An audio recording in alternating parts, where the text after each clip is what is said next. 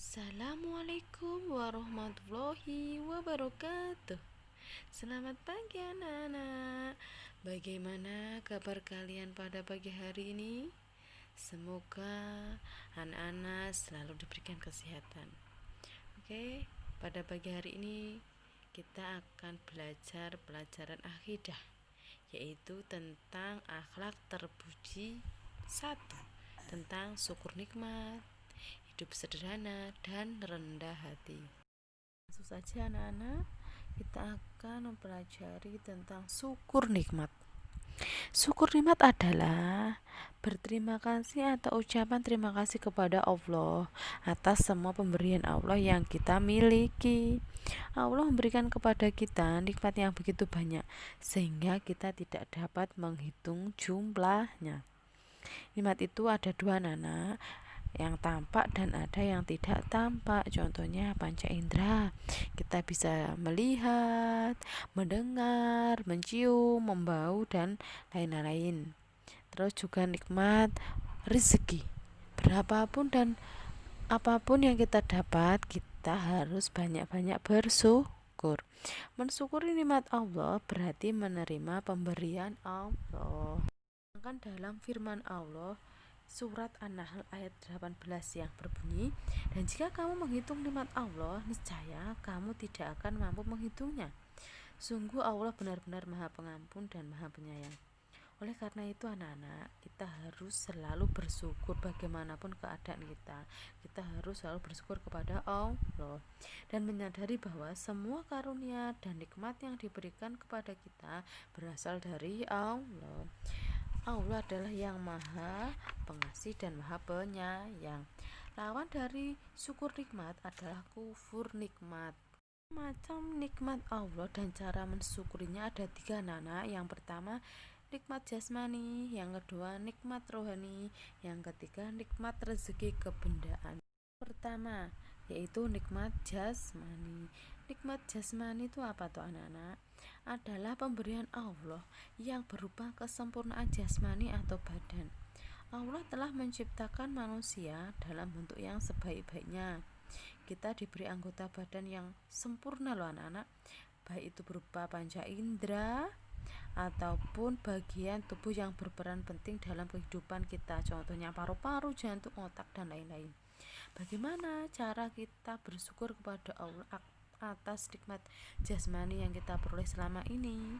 Yang pertama yaitu menjaga kesehatan. Kita harus rajin olahraga, makan makanan yang bergizi, halal, dan tidak boleh jajan sembarangan. Yang poin penting adalah makan makanan yang halal, oke? Yang kedua, menggunakan anggota tubuh untuk melakukan perbuatan yang baik. Jadi, gunakanlah tangan untuk berjabat tangan, bukan untuk memukul. Gunakan kaki untuk berjalan menuju masjid, bukan untuk hal-hal yang buruk. Contohnya seperti itu ya anak-anak. Yang ketiga, mematuhi perintah Allah dan menjauhi larangannya.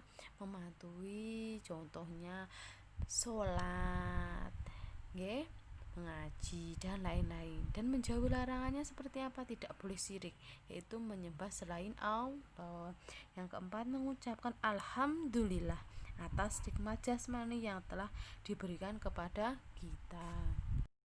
Dua anak-anak yaitu nikmat rohani.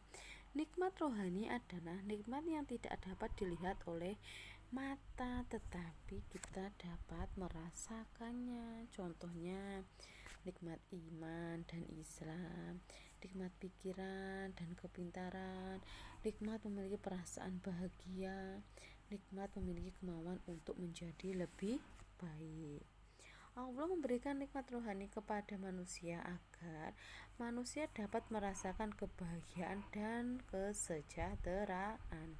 Bagaimana cara bersyukur kepada Allah atas nikmat rohani yang kita peroleh selama ini? Yang pertama yaitu rajin beribadah, sholat, ngaji, Yang kedua rajin belajar. Anak-anak harus rajin belajar loh ya, tidak boleh malas. Yang ketiga, hormat dan patuh kepada orang tua dan guru. Jika kalian di rumah harus patuh kepada bapak, ibu, mama, dan papa loh nggih. Selalu mendengarkan nasihatnya dan mematuhinya. Jika kalian di sekolah harus patuh kepada bapak dan ibu guru. Yang keempat, jujur dan sopan santun kepada sesama manusia. Jadi kalian harus mempunyai sikap yang jujur dan sopan kepada siapapun, baik yang muda maupun tua. Yang terakhir, mengucapkan alhamdulillah atas semua nikmat yang kita peroleh. Ketiga, yaitu nikmat rezeki kebendaan. Nikmat rezeki kebendaan adalah pemberian Allah Subhanahu wa taala berupa harta benda, di antaranya makan, minum, uang, pakaian, rumah, radio, televisi, dan lain-lain. Rezeki yang diberikan kepada Allah hendaknya kita terima dengan rasa senang dan bersyukur. Bagaimana cara bersyukur kepada Allah atas nikmat rezeki yang kita peroleh? Yang pertama, menggunakan uang untuk keperluan yang baik dan tidak boleh berfoya-foya. Yang kedua, merawat barang-barang seperti buku, mainan, dan sebagainya agar tidak cepat rusak.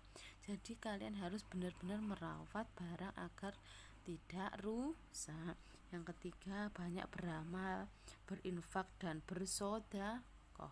Beramal, contohnya amal Jumat kalau di sekolah, berinfak di masjid juga bisa, amal di masjid juga bisa, sedekah kepada orang fakir miskin. Yang selanjutnya, mengeluarkan zakat harta. Jadi kalau hartanya melebihi, kita harus zakat mal atau zakat harta. Yang kedua, yang selanjutnya, meminjamkan barang milik kita jika teman kita membutuhkan dan ingin meminjamkannya. Jadi ketika teman kita meminjam, kita harus boleh dipinjamkan, nggih.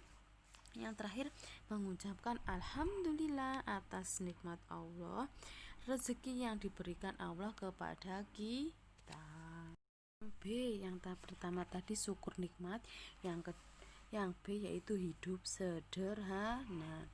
Hidup sederhana artinya tidak berlebih-lebihan, tidak boros, dan berhati-hati dalam membelanjakan uang yang kita miliki. Orang yang hidupnya sederhana, anak-anak, tidak akan membeli barang yang tidak bermanfaat. Ia juga tidak akan memamerkan kekayaan yang dimilikinya. Bahkan orang yang hidup sederhana akan selalu rajin bersedekah dan menabung. Sikap sederhana dapat ditunjukkan dalam pergaulan anak-anak antara sesama di lingkungan sehari-hari seperti: 1. Tidak sombong, bersikap ramah kepada siapapun, tidak membanding-bandingkan dengan siapapun, mau berteman dengan siapapun.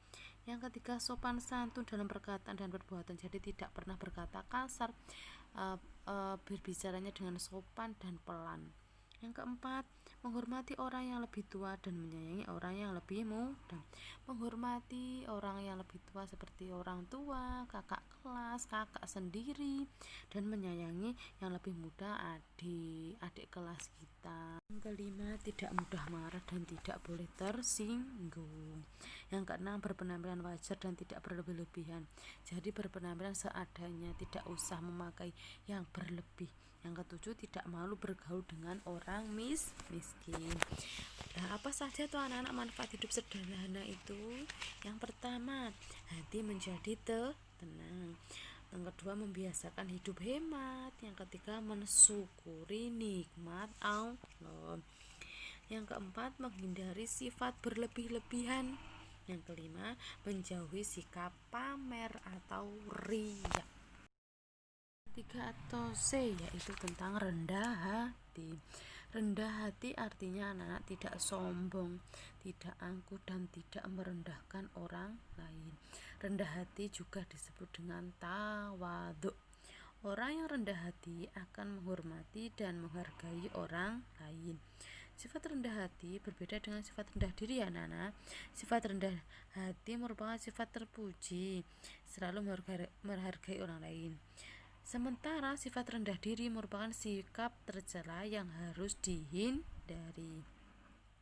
Sikap rendah hati dapat memunculkan sikap yang terpuji anak-anak. Yang pertama, satu, bergaul dengan teman menjadi lebih dekat karena tidak ada perbedaan.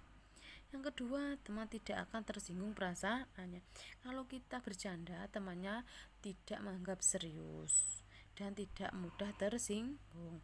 Yang ketiga, perasaan halus dan bertutur kata dengan sopan. Jadi saat berbicara tidak berteriak-teriak, harus pelan, tidak boleh kasar.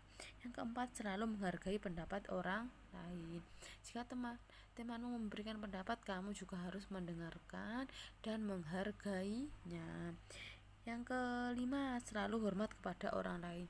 Jadi kita harus saling menghormati, saling menyayangi, dan saling menghargai kepada orang lain.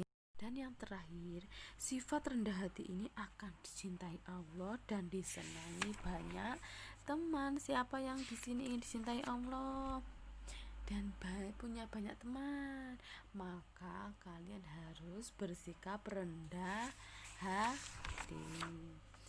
Oke, penjelasan dari Bu Guru cukup sekian.